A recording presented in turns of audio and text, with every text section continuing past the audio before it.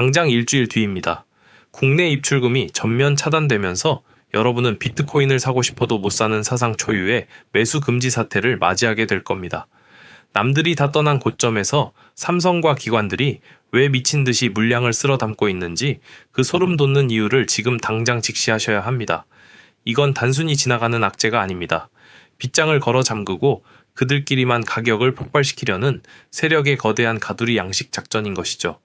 오늘 내용을 모르면 꼼짝없이 자산이 묶이겠지만 이 비밀을 아는 분들은 삼성의 등에 올라타 2026년 가장 큰 부의 기회를 잡으실 수 있습니다. 지금 이 순간 업비트에서 비트코인을 사려는 분들이나 해외 거래소에서 코인을 국내로 옮기려는 분들은 특히 주목해야 합니다. 1월 28일부터 시행되는 구글의 가상자산 사업자 준수 정책에 따라 우리 스마트폰 환경에는 아주 구체적인 제약들이 생겨나기 시작합니다.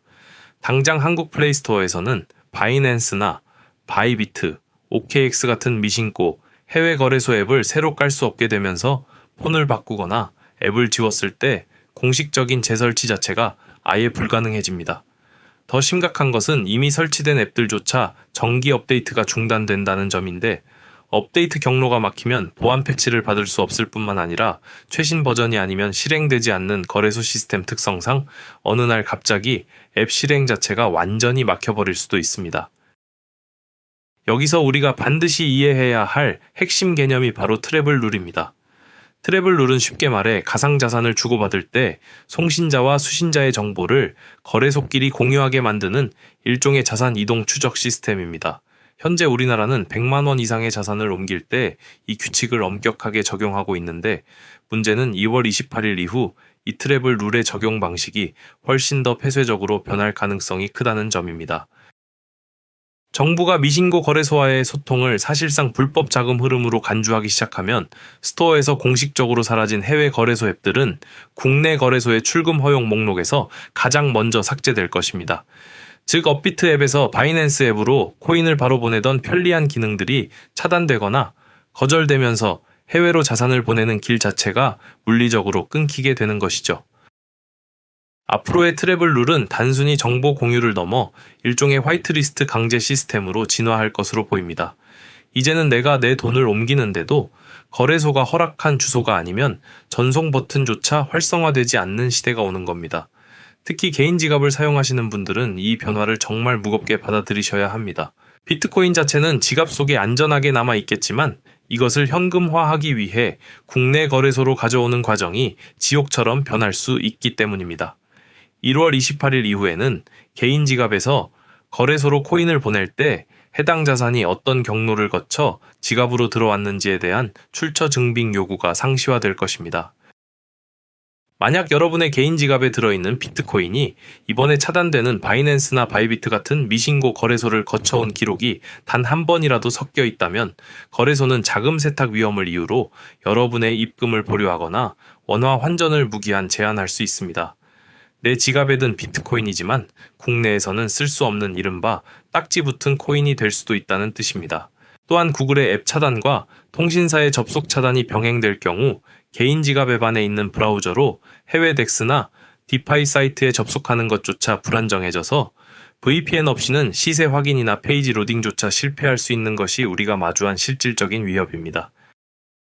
왜 이런 현상이 벌어지는지 그 배경을 보면 삼성생명과 삼성증권이 두나무 지분 인수를 검토한다는 보도와 상장법인의 코인 투자를 허용하려는 정부의 움직임이 긴밀하게 맞물려 있다는 걸 알 수 있습니다. 삼성 같은 거대 자본이 들어오기 위해서는 시장의 가격 변동성이 통제되어야 합니다. 결국 개인들이 해외 거래소를 통해 저렴한 물량을 자유롭게 가져오는 재정거래 통로를 좁히고 국내 가격을 기관들이 장악한 가두리 환경 안에서 안정시키려는 거대한 설계가 시작된 것이라 볼 수 있습니다. 그들은 빗장을 잠그고 주도권을 가져가려 하는데 우리 개인들은 아무런 준비 없이 그저 지켜만 보고 있을 순 없습니다. 이제 우리는 28일이 오기 전 아주 구체적인 대응에 나서야 합니다. 우선 지금 즉시 사용 중인 개인 지갑 중 원화로 환전을 계획 중인 주소를 국내 거래소에 미리 화이트리스트로 등록해 두셔야 합니다. 정책이 본격적으로 시행되어 심사가 까다로워지기 전에 본인 소유 지갑임을 입증하고 소액이라도 테스트 전송을 맞춰두는 것이 여러분의 자산을 지키는 가장 확실한 보험입니다. 또한 모바일 마켓의 통제가 심해지는 만큼 스마트폰 앱에만 의존하지 말고 PC 브라우저와 연동되는 하드웨어 월렛 환경을 미리 구축하셔야 합니다. 그래야 앱마켓의 차단과 상관없이 네트워크에 직접 접근하여 자산을 전송할 수 있는 독립적인 통로를 확보할 수 있습니다. 마지막으로 해외 거래소에 남아있는 소액 자산이나 업데이트가 필요한 계정들도 지금 즉시 정리하셔야 합니다. 28일 이후 업데이트가 막혀 로그인이 꼬이거나 인증 절차에 문제가 생기면 해외 고객센터와의 소통은 이전보다 몇 배는 더 힘들어질 것이 뻔하기 때문입니다. 1월 28일의 변화는 단순히 비트코인을 없애는 것이 아니라 누가 이 시장의 주도권을 쥐느냐를 결정하는 싸움입니다. 정책이 바뀌어 문이 좁아진다고 해서 비트코인의 가치가 변하는 것은 아니지만 준비되지 않은 개인들만 그 좁아진 문 사이에서 자산이 묶이게 될 뿐입니다. 오늘 제가 짚어드린 팩트들을 바탕으로 여러분의 자산 통제권을 스스로 지키고 다가올 거대한 부의 이동에서 승리하시길 바랍니다. 영상이 도움되셨다면 무엇보다 지금 바로 여러분의 거래소 설정에 들어가 화이트리스트부터 확인하시길 당부드립니다. 채널 비트코인 노미코는 비트코인에 대한 철학과 경제, 그리고 인사이트를 담은 영상을 전달하겠습니다. 제 채널의 영상을 계속 보시려면 구독과 좋아요를 부탁드립니다. 영상 시청해주셔서 감사합니다.